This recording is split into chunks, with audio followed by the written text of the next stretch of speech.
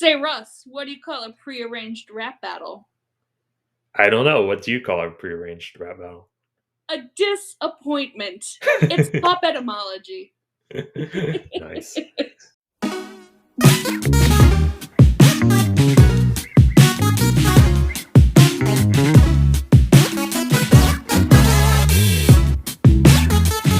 This is Pop Etymology. I am Russell Perkle. I'm Hannah. I am also on the podcast. And on this podcast, we look at pop music, language, the English language, of course, etymology, linguistics, the way that these two things kind of intersect. And Hannah, what song did we look at this week? So this week we decided to go with a song that came out in October called Industry Baby by Lil Nas X and Jack Harlow. Yeah, October. Wow, it's actually quite a long time ago. It's a little surprising for Feels like a me. full year almost. Yeah, just about. So, once again, we managed to be grossly behind the times. We're two millennial white kids. What do you want from us? Hannah, what do you think the kids are listening to these days in August of 2021? What kind of like August of wild 2000. futuristic songs do they have now? So I do have a 19-year-old coworker, and I Mhm. have very specifically asked her this question. The answer appears to be Harry Styles, Hmm. and it might just be my coworker because she ran like Yeah. a One Direction fan blog and was on the One Direction um, uh, Stan list, I think it's Hmm. called. So she says Harry Styles, Olivia something. Yeah, yeah, sure. The driver's license lady. Yeah. Mhm. Driver's license lady? Yeah, there's a song about getting your driver's license, which is interesting because actually, there's kind of this So trend wholesome. now, such that young people are less likely to get a driver's license. Like they just don't care so much. It's not such like a thing that people are super motivated to do when they're 16, when they turn 16, How whatever. old were you when you got your driver's I license? was 18.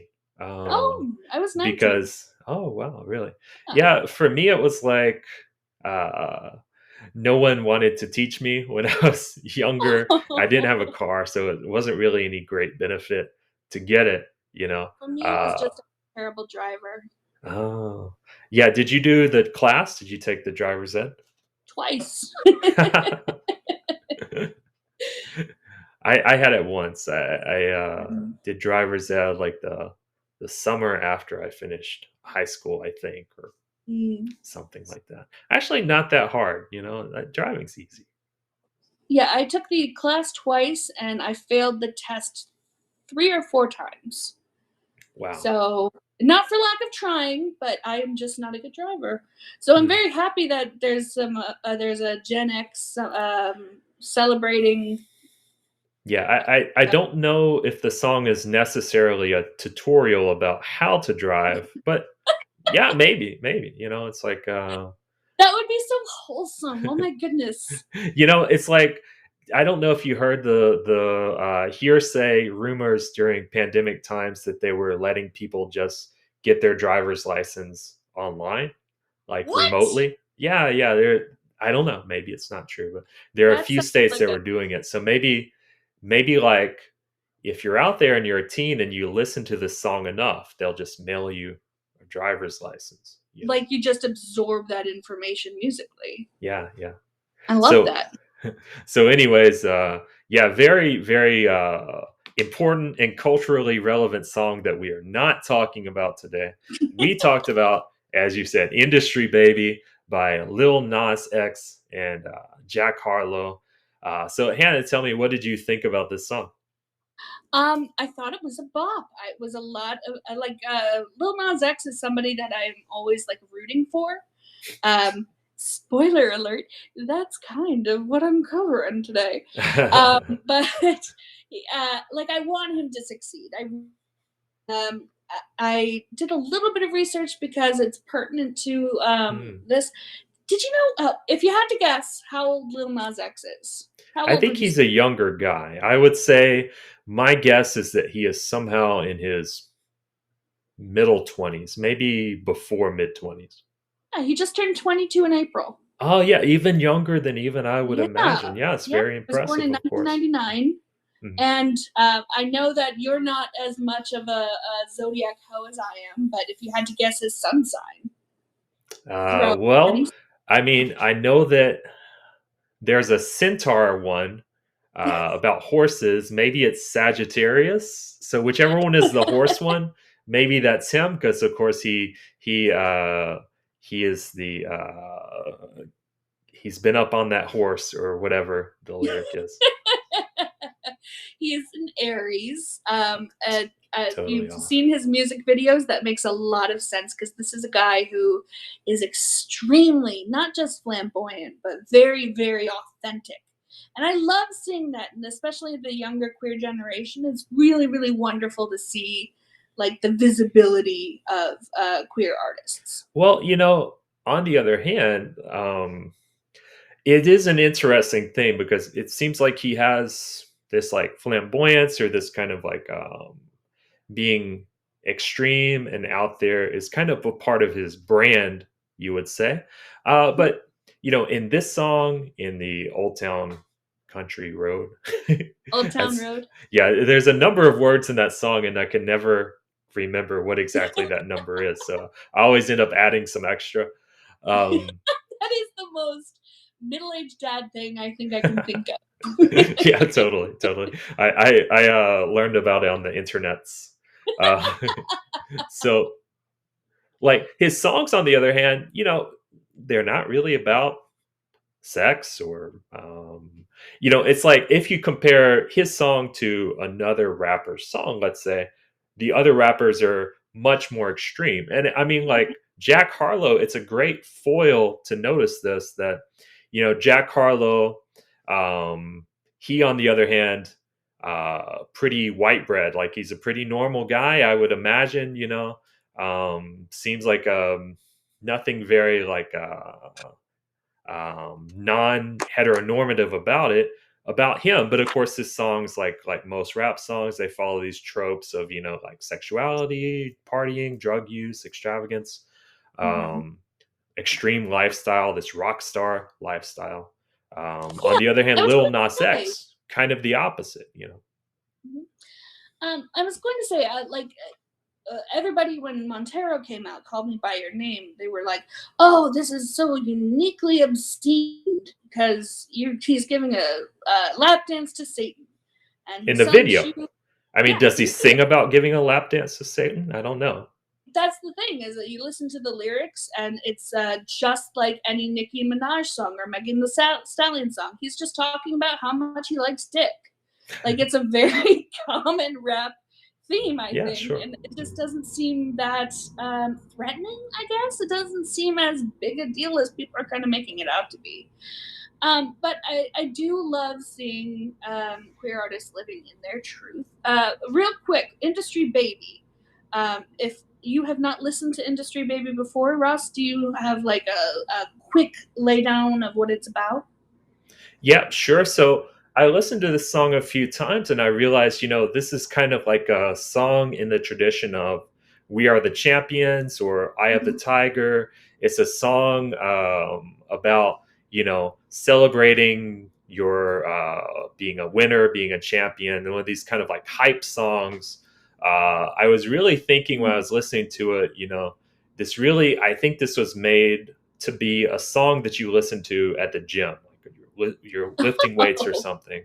You have this song on, So to answer your question, yeah, it's got this feeling of being a song about triumph, I guess you would say. Mhm. And one thing I was thinking about when I was listening to it, coming to your to your language point that you studied, you know, how come in these songs no one's ever supporting the person? It's like always there's like nobody believed in them. Right? Like there's never a song where they were like, yeah, everybody's really supportive. Like, they Mhm. thought I could do it and I did. And, I guess it's more dramatic, right? Yeah, it is. It's definitely more dramatic. This is very it's very much in the genre of rap hype song. Like, Yeah, I'm yeah, super cool. Everybody else sucks. I yeah. rock. Which I Yeah. mean, every rap song is essentially. I was thinking about whenever I was listening to this song, I I was talking to a friend about this song by Future that I really like called Ooh, "Damn, I Hate the Real Me." It's about oh, how he doesn't like being sober because he really doesn't like himself very much. And it's like, of course, that's a pretty cliche idea in songs. Like I think The Weeknd has something like I I can't feel forget my the face. exact word, You. like when I'm fucked up, I'm the real me or something like that. Oh, But and back to fucked up, the expression from last one, but used in a decent way. throwback. Yeah, yeah, everything comes together. Everything builds on the previous episodes. But this song, like for me, it's very interesting because it's like Future is kind of possibly the progenitor of mumble rap. Mhm. But the thing about this style of rap is it's intended to be very expressionist. It's like um, you're really trying to convey some intense emotional state or feelings or whatever.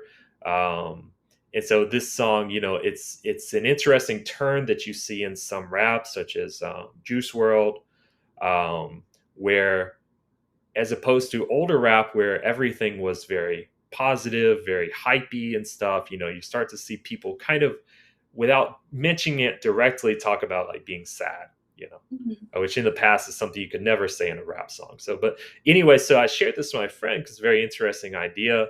And, for her, she was like, yeah, it's just kind of about like partying and going out with your friends and, messing around with friends. And I realized, it's like, rap music, there's just a lot of things that you just say, it's just like because it fits the genre, the cliche, there's lots of tropes that you put in there that if you listen to a lot of rap music, you just ignore them. It's like they're not even there. It's similar to like Homer, like the Odyssey, the Iliad. There were lots of phrases and things that they were just like tropes of this kind of spoken epic poem tradition that they didn't really mean anything. You just put them in there to fit the length and the meter and everything like that. Mhm. Um, so, anyways, yeah, I don't know. I don't have a point there. Oh, I just think it's very interesting how much it affects like listening to a genre from inside the genre where you're it's kind of the thing you listen to all the time and how that mhm. affects what you think about it versus outside of the genre where you really notice things that in some ways are just like conventional Yeah, phrases. I wanted to sort of touch on that a little bit because Mhm. the song Industry Baby has a very clear scale of things that you can be that Lil Nas X likes and things that you can be that Lil Nas X does not like. Mhm. So at the very top of the list, and he addresses this to everybody. The best thing that you can be, according to Lil Nas X, according to Industry Baby, is champions. That's like the ultimate. Fine, get it. Um, right under champions is a little bit more generic. Rap or pop fellas, such as Bieber's. He does indicate that Beavers are pretty high up on his list because he is like a pop fella, like a Bieber, Like a Bieber. you know, that famous old Madonna song, Like a Bieber. like a Bieber. Oh my goodness. Right under there is dog, and I think that we should come back and circle Is around this in a a good future thing? episode. Yeah, it's Okay, as good to be a more of dog. a neutral thing. Uh, It's a more of a neutral noun. mhm. So I do kind of want to circle back on this in a future episode because dog is superior to, according to Lil Nas X and Jack Harlow, bitches, Oh, and yeah, sure. then pussies, and then losers. So that is the very clear Mhm. layout of things that you can be, according to Lil Nas X, that are good and not so good. Mhm. Pussies and Losers are there, right there at the very, very Mhm. bottom. It's a Jack Harlow lyric, but I assume that Lil Nas X has endorsed it because it is a Lil Nas X song. Well, So I want to kind of address the fact that Lil Nas X is not an artist that is overly concerned with adhering to standards of masculinity. mhm. So whence cometh this fucking misogyny? Like, why do you have to bring in offensive, misogynistic words? Is it just because it's a rap song, or is it? Yeah, yeah, I think for sure. And I mean, I think another important thing to keep in mind is probably it is not a rap song written by Lil Nas X. And Mhm. it's again coming back to this idea that he has this persona, which is carries so much of the meaning that he's expressing in his song. Is not that like of course, in this song, very cool to see he mentions being queer, but for the most part, he's singing these regular songs, and the And message is carried in the fact that he is a queer person singing and these by the way, songs. when he's mentioning being queer, he is very much using transphobic language. I'm queer. I don't fuck bitches, but there are bitches out here like Medea. Mhm. Like, just talking about people in drag as if it's a terrible thing, and it doesn't gel with this whole persona of, hey, I'm fucking queer and it's awesome out here, and anybody Mhm. who doesn't like queer people should just get used to it. So I don't know whether this is something that is authentically Lil Nas X, Yeah. because I remember being 22 years old Mhm.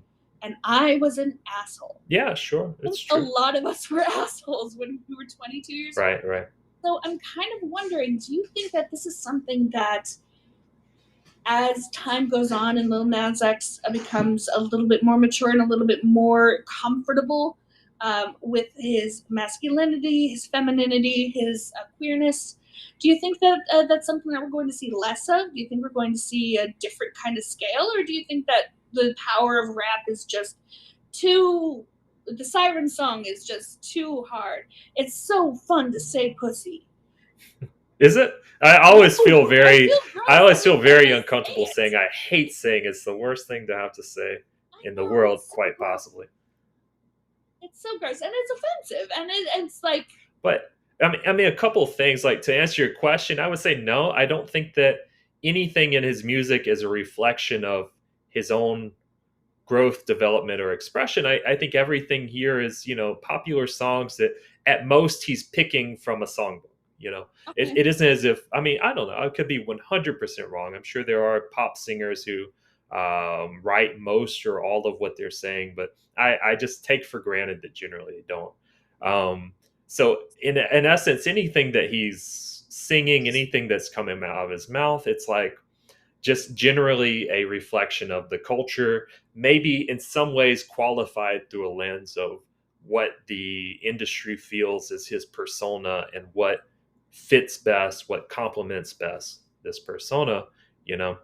Um, but the other side of it is, of course, it's like there's a lot of complexity to what makes a term offensive and what reformation like Mhm. there's a word that I was looking at last week, a term called like skunked language, and these are terms that we just don't say because it's too potentially offensive or close to some other word or confusing, something like that. I don't Mhm. have any of that in front of me now, but anyways, so it's like a word like bitch, for instance. Of course, in a lot of ways, the you know female portion of the population, women, are in some ways reclaiming this. You can make an argument for a change in the meaning of it. You could Mhm. also, you could make an argument that the ubiquitous use of it in rap music is in some ways kind of taking away the power from the word. And you can make an argument that while a toxic masculine rapper, probably they're not really helping things by using the Mhm. word. Maybe a rapper like Lil Nas X, maybe in some Yes. ways, you remove some of the force of this word whenever people just use it normally. And I think there's a big issue in language where it's like words that apply to a group that is somehow Mhm. disenfranchised or something. Eventually, they become kind of negative words, you know. So, like, it's. I think there's a real question of like, how do you combat that? How do you coexist with that in a good way? You know. Um, it kind of addresses the discrepancy in our musical philosophies, where Mm, you tend to prefer more nihilistic lyrics, more about life is kind of sort of meaningless, and so is pop music. And I'm kind of attracted to song lyrics that like mean something, because mm. part of me really wants like music to make sense. Yeah, you're really clearly you're really looking for kind of a message in a lot of Mhm. your choices, and a lot of your like you're looking for Oh, some let's kind be of clear, you chose political. Industry Baby. This was on you. Sorry? Oh no, but I was thinking of the Eurovision songs you Oh yeah. picked so far. Mhm. Kind of activism. It's like I think because you don't particularly like music, Mhm. for you, like there's no great appeal to just the sound of it. So you're kind of more looking for like the some kind of purpose to it, you know. That's very much, I think, that sums up my philosophy about it very, very Mhm. nicely. Thank you. And of course, like pop music, obviously, it does have a huge impact on the world. So yeah, it is very important to consider those things. But I don't think the people making the pop music are making it with the intention of that. You know, they're just Mhm. making something that's appealing, right? I do think that young artists do have the luxury of having that at least illusion of the song is going to mean something. Mm. People like Miley and Taylor Swift get all up their own butts about how this music is so deep and how and so great and whatever, even though it's basically just the same old love song over and over again. Um, Yeah. so I do think that Lil Nas X I have the benefit of having a queer sibling who sends me queer memes and news that's going on in the queer community right now. And Lil Nas X just tweeted something very deceptively wise for a 22-year-old, wherein he was talking about how he is a work in progress, and that he is still unlearning some things in order to become a better person. And that is something that I absolutely relate to. And I think seeing that Twitter thread and seeing him like combat homophobia and be visibly queer and be visibly, you know, young and unapologetically black and unapologetically gay, um, I want him to succeed. I want him to be able to be the artist that he wants to be. You know. Hmm. Anyways, so coming back a little bit less deeply, or maybe a little bit more on point. So you're rooting for a little Nas X as a human Yes. being. And, you know, it's an interesting thing because this is one of these terms where honestly it feels so commonplace for me that I probably would not even think, okay, that's some kind of idiom that has some kind of a strange meanings. Because yeah, it's like we don't really have this idea of root to mean I don't know what it means something like cheer. So What when do you I think? first heard rooting for in the context of Industry Baby, my first thought was potato famine. I support you so much that I would throw a potato at you, or some sort of root vegetable. I don't know if that's because I'm a little bit like 4% Irish or whatever, Mhm. um, but that was like where my head went. I see. Something about root Yeah, vegetables. and of course we have this idea of like rooting for truffles, for um, mushrooms, for berries, perhaps. I don't know what else you root for, but this Looking idea of for root to mean diamond like to as a search for sheep. something or to be trying to get something, trying to, you know, attain something. And so if I had to guess, no research done, I maybe it somehow grows from this. As actually, it comes from the Middle English "rautan," Hmm. which means to bellow. So it is Mhm. just a coincidence that root and root have are spelled the same way and whatever. But it turns out that routen is just to bellow, as in at cattle.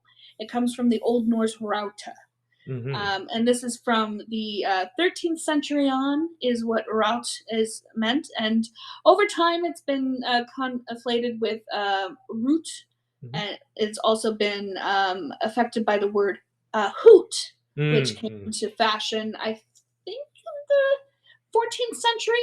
But regardless, the meaning is essentially to bellow, to Mhm. yell. So rooting to route for, to cheer for, basically, is what we're talking about. It has, in fact, nothing to do with potatoes. Uh-huh, uh-huh. Yeah, it's also interesting to see so many examples of a word and a similar word, like existing together um, from different roots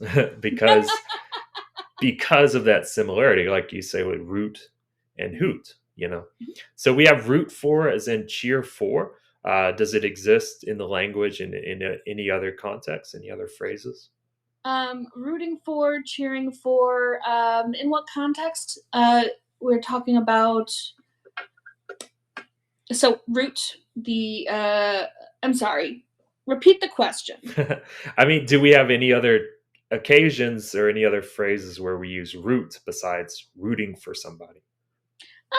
When you root around for something, Yeah, that true. I think Okay. has In a this little kind bit of more to do with searchingness. like the Mm. truffle seeking pig, Yeah, yeah, sure. or to dig up onions or potatoes or root vegetables. Yeah, and I'm trying to think of we have a word something like routes or something like that to mean like Mhm. argument or fight or something or Oh, like a row. yeah, I guess we have row. So that's probably a completely Mhm, different mhm. um Row origin is there. actually, I did see this. Row comes, it's mostly a British English a phrase that means Mhm. to have an argument with, and that actually does share the root with Oh. a routin and routa. Oh, so interesting. How do you spell row in that context? Do you remember? ROW. ROW. Wow. So Mhm, close, same spelling as row and everything there. Yeah. mhm. So, Oh, for a very long time, when I was just reading English literature and not like listening to it spoken out loud, I thought that that it was an idiom indicating that canoe rivalries, like have rowers. a row, like some kind of a Yeah, ship battle. yeah, Yeah. basically like a rivalry between two rowing teams. That seemed like a very English thing to me at the Yeah, time. which wouldn't be too surprising because, of course, Mhm, like uh, from British English, we get lots of like nautical idioms and mhm, phrases and words built up from that. mhm. Hmm. So, before we address, Mhm. because I think that a lot of this is going to tie into our Eurovision choice for the week. Do you have any thoughts about Industry Baby, about overarching thoughts, or Well, just to talk about the like a review, like the experience of the song, uh, I find it's good. I wouldn't say it's like the best song I've ever heard or Mhm, anything, but I think that the Jack Harlow's part, he does a pretty good job. He's pretty competent there, and generally, it's a very enjoyable song. We'll look at your drawing of Jack Harlow in a moment. Um, and but one thing I found, similar to what we were talking about last week with Love Like Whoa, is it's really interesting to me to think about. Okay, so what are the kind of signposts that make this the genre? mhm, Because in this song, essentially, you just have these kind of like triumphant, I don't know, horns of some kind, if they're trumpets or what, of course, synthesized probably. Um, and if you just hear this part, just the instrumental part, it's not necessarily any particular genre like pop or something. Again, you might hear it as something like in a movie soundtrack or something like yeah, and so of course for this one, like you get this, I don't know, they're called drill beat drums or whatever. You get kind of this fast hi-hat drum machine drumming, and this is kind of the thing that tells you, okay, I'm listening to a pop song, I'm listening to probably something of the hip hop genre in some way, you know. And Yeah, even like Lil Nas X's part, I mean, you can say in some sense he's rapping. In some parts, it sounds a little like rap, but I think the only thing that really makes you feel as if, okay, this is hip hop, this is rap, is some of the phrasing he uses, and some of the of course the instrumentation and the drum beat, and just the fact that you know who he is, you know that he's made other songs that, again, interestingly kind of ride that line of being somehow just barely hip hop aligned in some way, you know. so while I was actually trying to figure out what joke we were going to go with Mhm. for this introduction, I did write down. So you know what bubblegum pop is? Yeah, sure. Yeah, it's basically something that it's of the time. It lasts 5 minutes, but it's a fun 5 minutes. Hmm. So I wanted to do something with bubble wrap, Yeah, yeah, yeah. That should, if that's not a genre, it certainly pop. should be, right? Mhm. Yeah. Yeah, but So I let's didn't see have your any Jack bubble wrap, Harlow. and my Foley work is no good. Let's see. So every week we try to draw one of the artists that we don't know what they look like to see how close we can get. So let's see Jack Harlow here. So I did two. Okay. The first one was my very first impression. When he said Lil Nas X did a song with Jack Harlow, I immediately pictured a bottle of Johnny Walker wearing a cowboy hat. Okay, I have to say that's not accurate. He does not look in any sense like that. He is a human person. But as soon as I started listening to the song, and it became clear that he is a human person and not an anthropomorphic bottle of alcohol, he's more of a. I was picturing braces and a hoodie and sort of a smug, hey, I'm super darn cool. Um, yeah, so just Jack Harlow feels like either a pirate name or a really, really boring accountant name.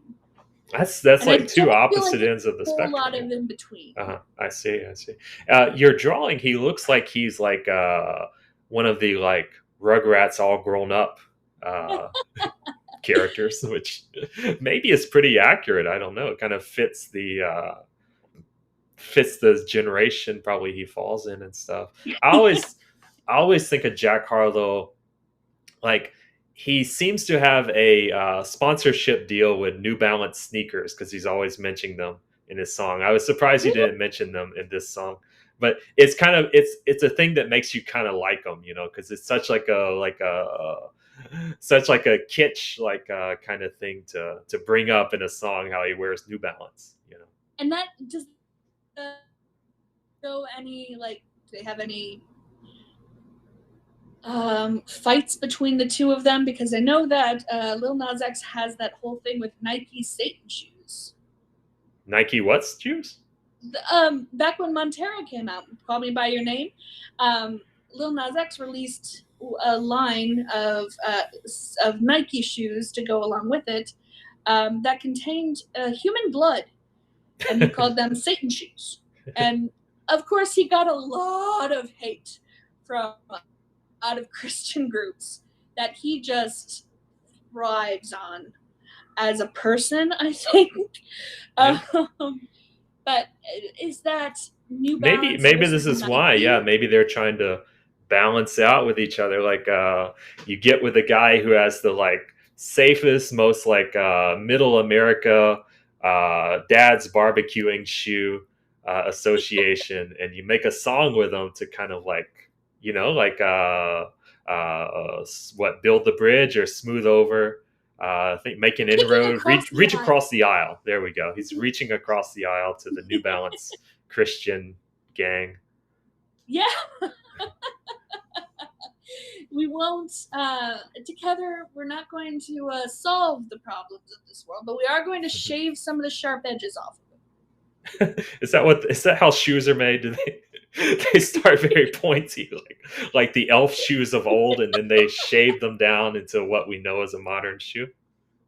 I don't know enough about footwear to tell you one way or the other, but yes. Okay, so that's another podcast. We'll research footwear as it intersects with pop music, and we'll make a separate channel for that. I think should be really good. Uh, Footloose, I think, is what we'd have to call that.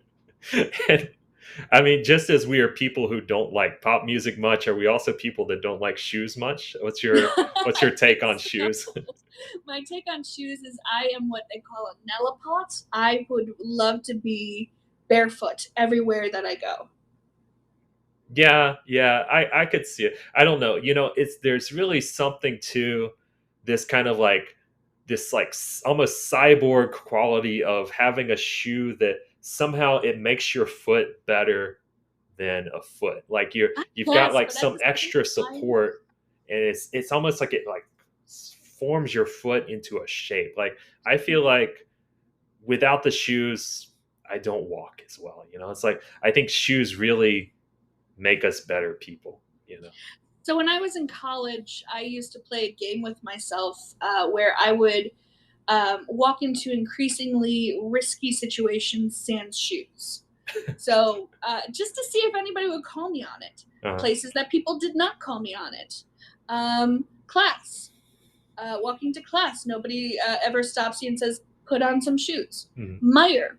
Nobody ever stops you in Meyer. Put on some shoes. The library, surprisingly, not just the university library, but also the public library in Kalamazoo. Nobody ever stopped me and said, put on some shoes, ma'am. And that is, I think I kind of understand how people can get obsessed with power. Yeah, I'm very offended by that. I think you may have just canceled yourself. I think it's outrageous that you're like really pushing people's like level of non-confrontationalism to take advantage of this and go into a freaking library without shoes on. It's insane. Like you're gonna start like foot COVID.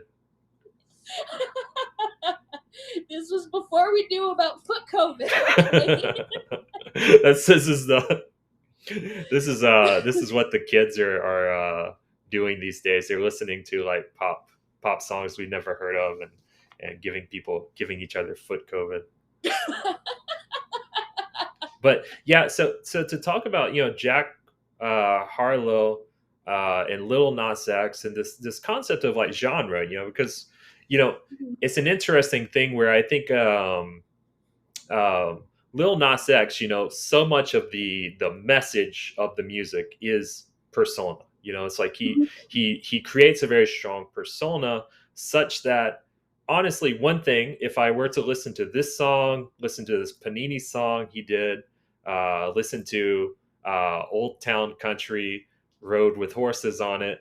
Did he do a Um, song about paninis? yes, yes, it's okay, but there's no, you don't think How can you okay. say it's okay just to have the conversation Not from great, there? not great, but not worth going into just now. But there's no, you don't listen and think, oh, it's Lil Nas X.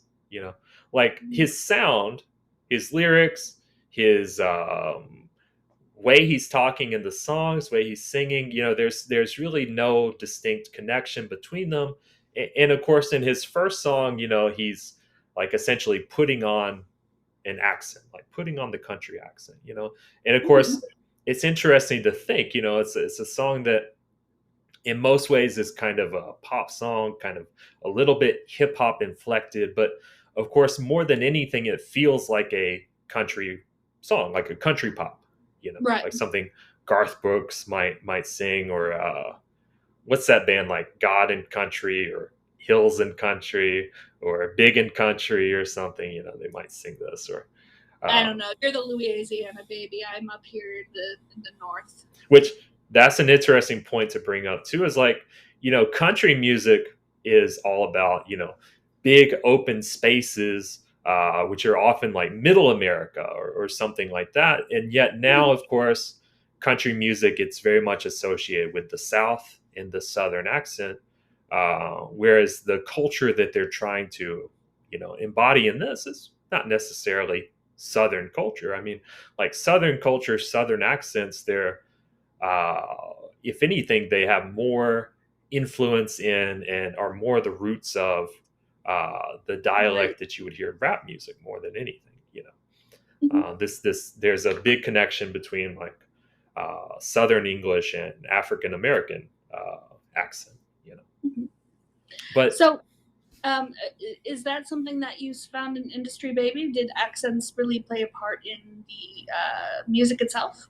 well, of course, for Lil Nas X, at least, I would say basically not. It's like he's using some of the words and idioms of hip hop music in this, but I would say, I don't think you would listen and say, okay, this is a man from this part of the country or from this cultural group or whatever. It's more or less neutral in my feeling of it. So let me ask you this: do you think that that is something to do with more of a generic singer, or do you think that has something more to do with the way that Gen X, or Gen Z itself, is becoming more culturally diverse and more authentic in themselves? Is something that I've noticed with Gen Z. Like they're more, they don't find the need to stuff themselves into a any one mold in so far the way that pretty much every generation before them has had to. Well, I think on that argument, you could make this argument that like the ability to switch accents or to adopt some part of some other dialect or slang I or believe I've something, heard it called it's code switching.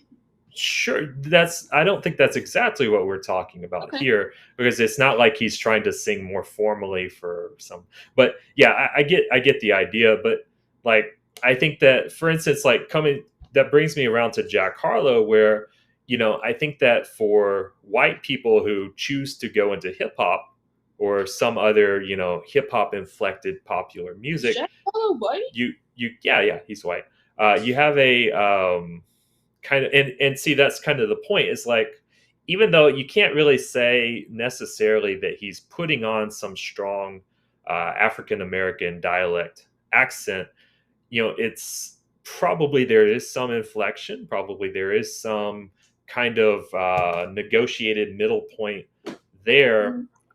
that I think that has been something that white rappers have been navigating for decades. It's like how exactly do you rap in such a way that you don't seem to be offensively appropriating black culture, Mhm. but you still sound like you're in the genre. Like I was reading about the country accent, the southern accent in country music. And a lot of country singers, they're not necessarily from the South. Like Taylor Swift. Yeah. I thought that Taylor Swift was from Tennessee or something. Hang on, we'll start when you're back. Sorry, sorry, That's sorry. fine. I thought Taylor Swift was like from Tennessee or something. Taylor Swift is from Pennsylvania. She's from New England. What? Yeah. The whitest Mhm. state? Sure, sure. Yeah, and so of course these country singers, it's a question of are they intentionally adopting, are they impersonating a Southern accent? Is it to some degree? Is it kind of something you do subconsciously without really thinking about it? And it seems to be to some extent a little of both. And it's interesting to think about how I think for most of us, we don't have like a perfect idea of what an accent sounds like. You can hear somebody talk and think, okay, they kind of sound like they're from this area, or they kind of sound like they sound black or something, but you couldn't say why exactly. Mhm. It's an accent is a pretty complex thing. It's very hard for us to really know exactly what we're hearing when we're listening for it, and so that opens that vagueness of it opens a lot of leeway where people can kind of adopt some aspects of an accent without being like called out. Like politicians do this a lot, where they will talk a little folksier than they would naturally talk. And of course, like And to be fair, we always call them out because it is incredibly uh, Not How necessarily. offended. Not necessarily. I mean, like George W. Bush, for instance, talks much different from George H.W. Bush. We don't Well, really yeah, think because he's about it. a We lot just think of less him as smart. a Southern guy, not as smart. And so, I mean, I think it's like if you cross the line, you have to find the line and not cross it. Like, um, what's her name? It's in my notes here. This white rapper who puts on a very strong African American accent in the song "Fancy." Um, Is it oh, Bad Baby? no, That's the no. only like I love her white song rap. about the flip flops. By the way, Gucci flip flops, such a great song. Iggy Azalea, you know, Iggy Iggy Azalea. Azalea. She went so far overboard. She's of course a white woman from Australia, and she went so far overboard into this kind of like hip hop style of singing, hip hop accent that That it like, lots of people bordered were on blackface. outraged. Yeah. Yeah, sure, and exactly, and that's kind of the thing is like you know how do you do it without how do you avoid that line where you're almost like a minstrel show Mhm. type of a thing happening and and again coming back to this thing is like I think that for Gen Z they have a lot more the borders there between where they can play with accents, play with words, play with slang idioms. I think maybe these are becoming more porous where they can start to do Mhm. different things. I do think that it is sort of charming to have in the same song where you're calling all of these losers pussies talk about how, hey, I'm still getting cuter. Like it's kind of a charming lyrical dichotomy. I think that's such a common thing in rap music too, though, where you don't have to stick to you can jump back and forth, like I remember this Drake lyric where somehow he's talking about like his windows have a blue tint, and then on the very next line he's talking about like something entirely unrelated that I don't remember, but but so yeah, and so Maybe I think it's a very interesting thing how there's some strong connection between genre and accent, where the accent that you're using very much defines, in some sense, the genre. It's like this signposting of, okay, what am I listening to? Is it a rock song? Is it a rap song? Whatever. And with, the instruments used starting to become so mixed and things like that, it's one of the last really markers that kind of exists. lost you for a good 3 seconds there. Okay, we're back. It's fine. It'll still be recorded on my side. I'll just have something to cut there between it. Sorry. um Got it. nice Okay. job. Sorry. So, uh, unless you had more to say on accents, that's a fantastic like segue into Je me casse. Yeah, sure. Let's talk about it. So, of course, every week we end by looking at a song from Eurovision. Something is, in some ways, it's kind of like a hyper pop in some sense. It's like pop music made maybe with a lot less nuance and facade to just be like really, really pop sounding It's music. authentically pop, Sure. and Yeah, I it's guess in something that some I way. think that American music could use some more of. Just like this, this. I don't want to say mindless, but it is very driven by. Um, it's not so much driven by the brain as it is like what's fun to dance to. And that is very much what Je me casse is. Je Mhm. me casse was Malta's entry into Eurovision this year, sung by Destiny, another Gen Z kid. She is 18 years old. Wow. 18. I know. I didn't even know they made 18-year-olds anymore. So when I first at the beginning of the Eurovision season, when all of the songs were coming out, I don't have any very strong European roots like a lot of white Americans do. So at the time, I always play this game with myself. who am I rooting for? If it's not Iceland, it's usually Iceland. Who am I going to be pulling for? And this year I was like, it's been such a shitty year for Black people for in the United States. I'm just gonna pull for anybody Black. Hmm. And there were some really fantastic Black performers this year in Eurovision, which is almost unique. It's something that's Eurovision is a very traditionally white event. Um, and it was just so nice to see such a greater diversity this year. And to that end, Destiny is the daughter of a Maltese. He's a Nigerian football player and a Maltese woman. And real quick, what do you suppose the language of Malta is? Yeah, well, the song title is in French, so I don't know if that's the official language of Malta or what. I never really associate it with French, so is it So their language? Malta, and this is a fun game for the listeners. We're not going to mandate it because if I were to play it on my own, I would feel incredibly judged. But just for your information about yourself, look at a map of Europe and just try to find where Malta is without looking at any of the names. I Mhm. bet you can't. No, I have no idea where it is. So it's in the Mediterranean Sea. Mhm. It's a little tiny island. It's the languages are actually English and Maltese, which is a Semitic language. It is very much part of the Arab world. Mm. Um, Je me casse is French for basically "I'm out of here." Mhm, mhm. It's a French idiom. It means I am breaking away. Yeah, sure. Or even that word "away" isn't even in there, so it's like something No, I I'm break breaking. me, essentially, so I yeah. break Mhm. me, which Yeah, is such a which charming way to say it, I think, sure, because sure, sure.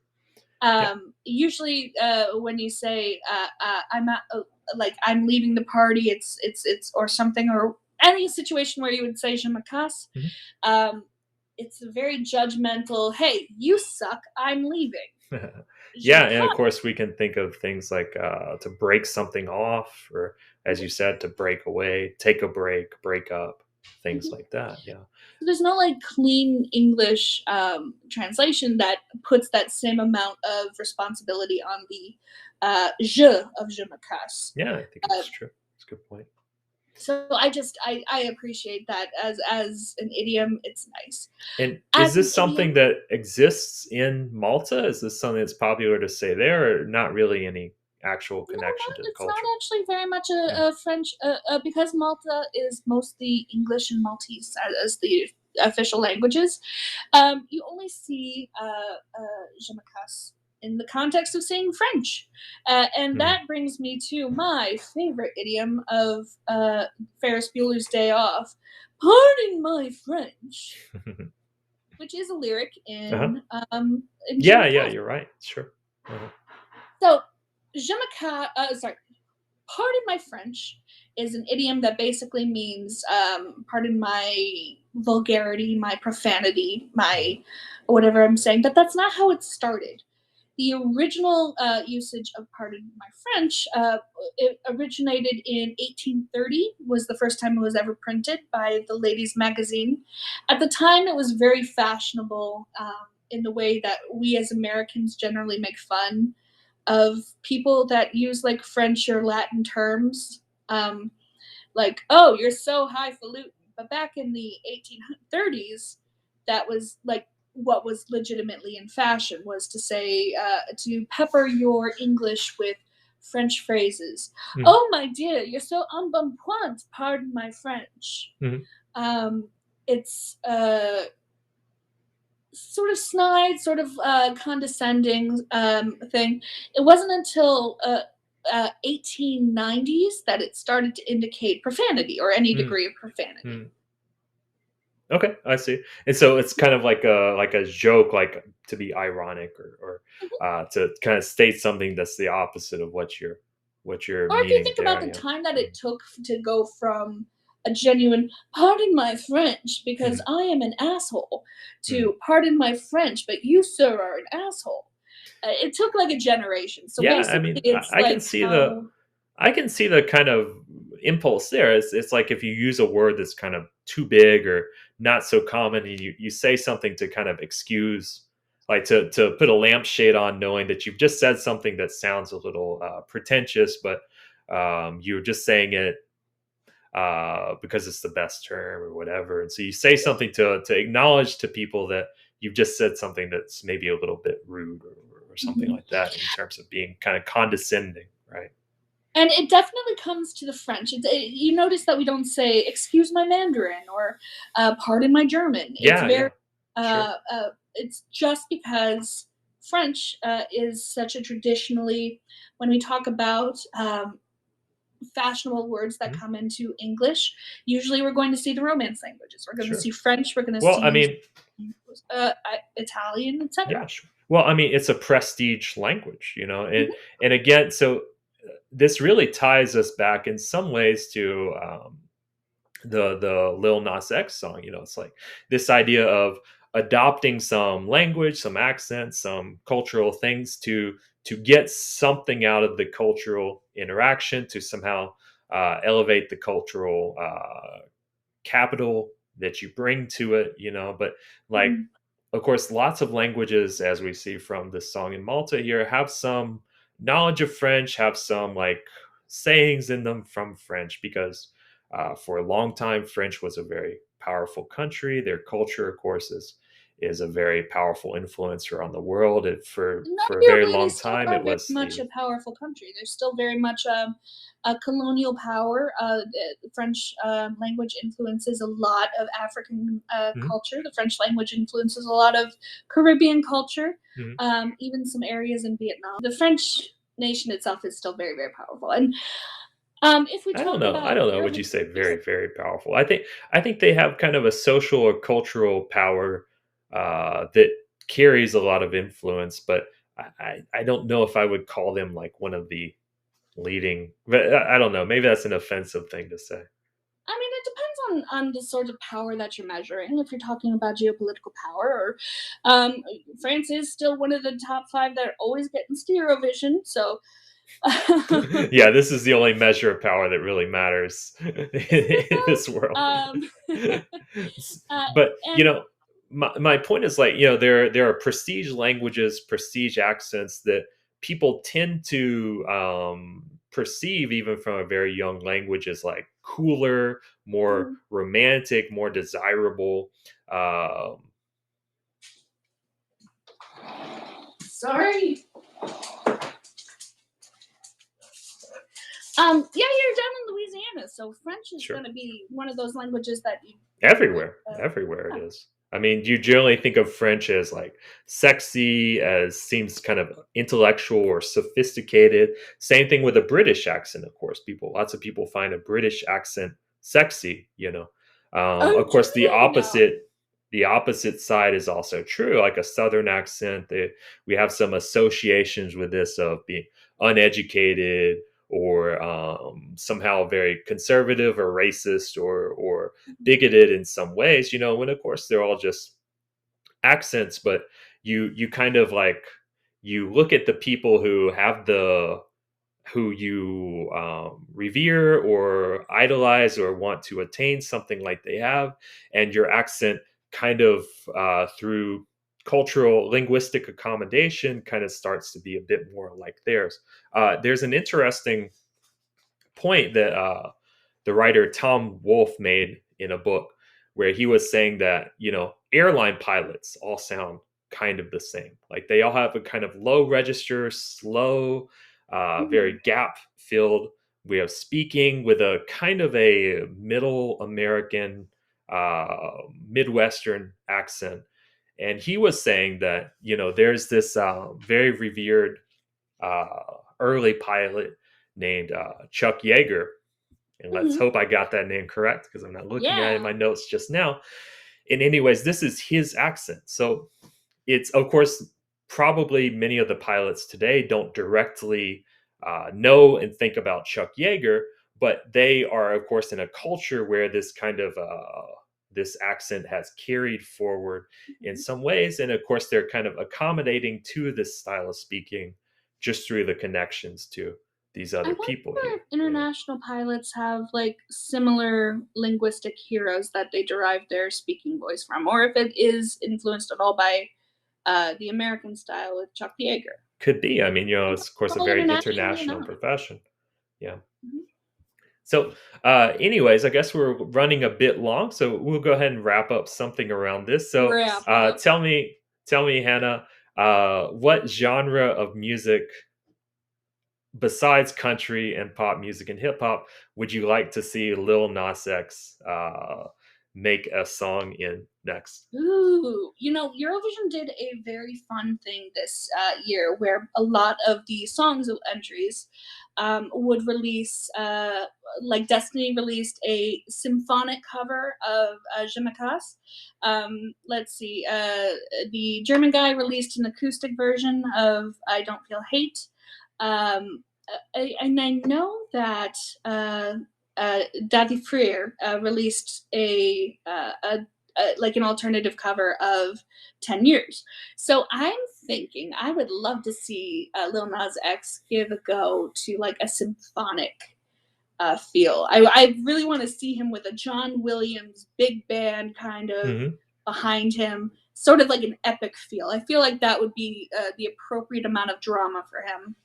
Yeah, sure. And of course, this song already has the horn, so Mhm. it would be just a short jump to How get about you? If there. you had your druthers, where would Lil Nas X put dip his generic toe into?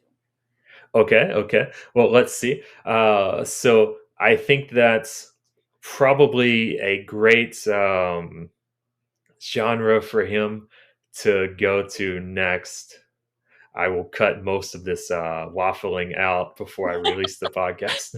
This hedging. Yeah, all this hedging. I'm really thinking really hard about this. But I think I would like to see Lil Nas X release one of these like epic narrative songs, Oh, like on the in the wheelhouse of like what are some great ones? I mean, the one that comes to my mind always is the Decemberists. Mariner of Revenge song, but that's not such a mainstream song. So Hotel California. So I Hotel really want to hear California. Lil Nas X's like Hotel California song where it's like a story that he's telling. It seems absurdly serious what he's talking about and tries to give you some kind of a mood, you know. Yeah. So yeah, Lil Nas X, less misogyny, more Hotel California. Yes. All right. So if he releases a song like that, we'll talk about it here on Pop Etymology. I've been Russell Perkle. I've been Hannah. And see you next time. Good night, everybody.